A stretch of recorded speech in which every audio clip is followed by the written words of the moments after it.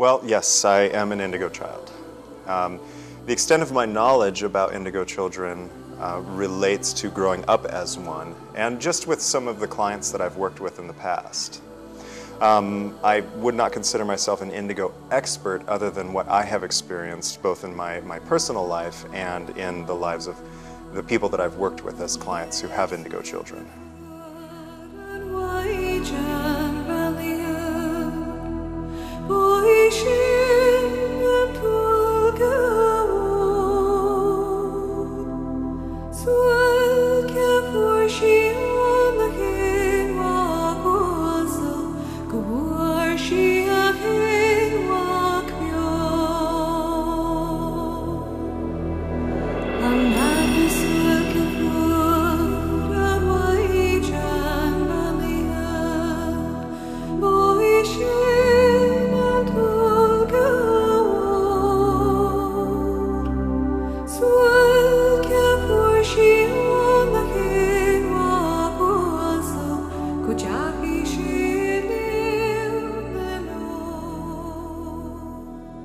Well, indigo have a heightened sense of intuition.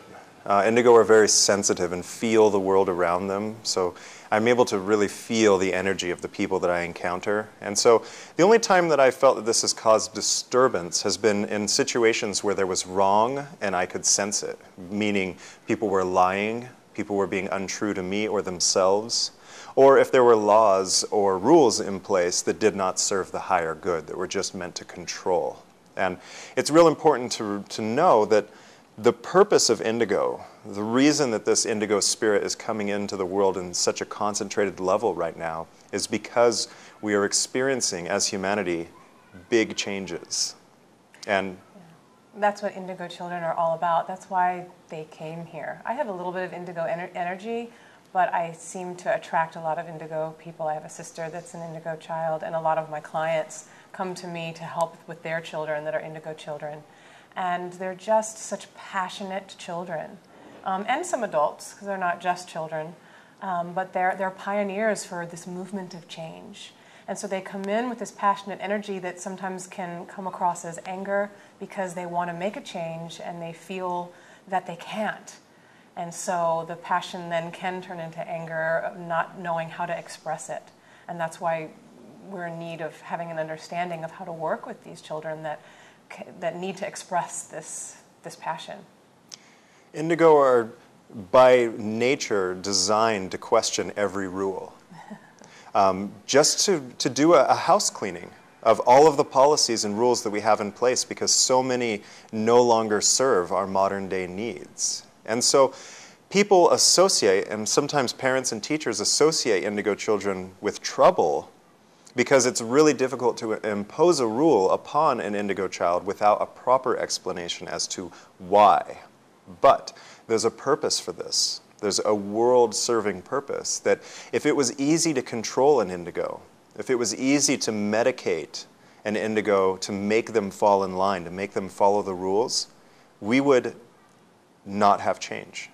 The indigo have such a deep down, unstoppable spirit of questioning everything and making everything apply to what is important, what is relevant, that they are already making changes as they're integrating themselves into society. Now, I do know that as a parent of an indigo child, I'm personally not a parent, but of the parents that I've worked with, and my mother is a parent of an indigo, that it can be very difficult to maintain order in the household. But one thing that I have found that has been unanimously agreed upon by every parent of indigo that I've worked with is that indigo children are highly sensitive to the energy of their environment. And so I often hear, why do indigo children have such behavioral issues? Why are they so hard to keep positive? And the answer is very simple. Indigo children are sensitive to all energy. They take the energy around them and amplify and express it. And so indigo children are just as capable and often amplify and express positive, uplifting energy. But that doesn't make headlines. Nobody ever says, my child is too happy, what's wrong? All we talk about is the negative, because that's what we want to change, or that's what the parents want to change. And so it's very, very important for parents of indigo to realize that it is their responsibility as parents of these children to be very aware of the environment that the child is in, especially at school. The type of friends that they associate with, the energy of the group of their crowd or their classroom or their teacher will be absorbed by them, and it will be expressed by them. They'll bring this energy home. And so around the world, schools and special centers for indigo children are popping up so that these children can have a place to be themselves, because it's very easy for indigo children, because of their sensitive nature, to be ridiculed in school. And when they are experiencing this, they're going to take that hurt home, and they're going to take it out on the parents, take it out on the rules in the house. They don't mean to, they're just very passionate people. And a lot of times, the reason they're getting ridiculed is because they're just so honest. That's what I love about indigos. They are so in alignment with truth. They have to speak what's on their minds. And so sometimes that can come across as having an attitude or having anger, but I mean, they're going to tell you like it is. And they can sense when something or someone isn't in integrity and isn't in truth. And them being sensitive, they don't want to be around that kind of energy. So they're not going to conform.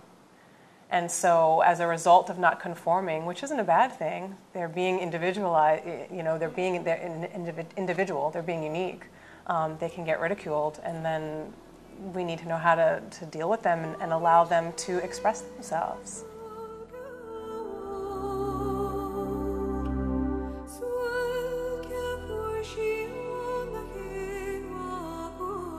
Number one, indigo children find benefit from first being around positive energy. The parents and everyone around in indigo also share this benefit. Number two, working with angels for the sake of an indigo child. We can't expect the angels to somehow correct behavioral issues, but I like the way you said it. I like to help them, to help the child. You can ask the angels to help them find purpose, to help them find a release for their energy, because that's what's going on. As a child, they have such a big mission, but no outlet for this mission. They need a creative outlet of some kind so that they can express themselves. So indigos would make, you know, great actors, musicians, writers. I mean, it doesn't have to be in that field, but it's some way where they can express what it is that's going on in them so that it's not building up, so that they don't feel like they're going to implode or explode. So having that creative outlet to express themselves is really helpful. Even sports, to physically let that energy out some way. So it's, you know, it's going to be different for each indigo. Even martial arts. Yeah. As long as it's a physical, as long as they can use their mind and their bodies, they've just got a heightened level of energy that needs to be expressed. And I know that when I was younger, my mother took me to martial arts classes, and she reported that I had gotten the best grades yet when I had that ability to express. And my experience with indigos too is they want to be heard, not necessarily lectured or even having someone respond back, but they just want to be able to let out what it is that they're thinking, what's on their mind. And so if you can just be a good listener to an indigo, that can help tremendously. I feel like you know me.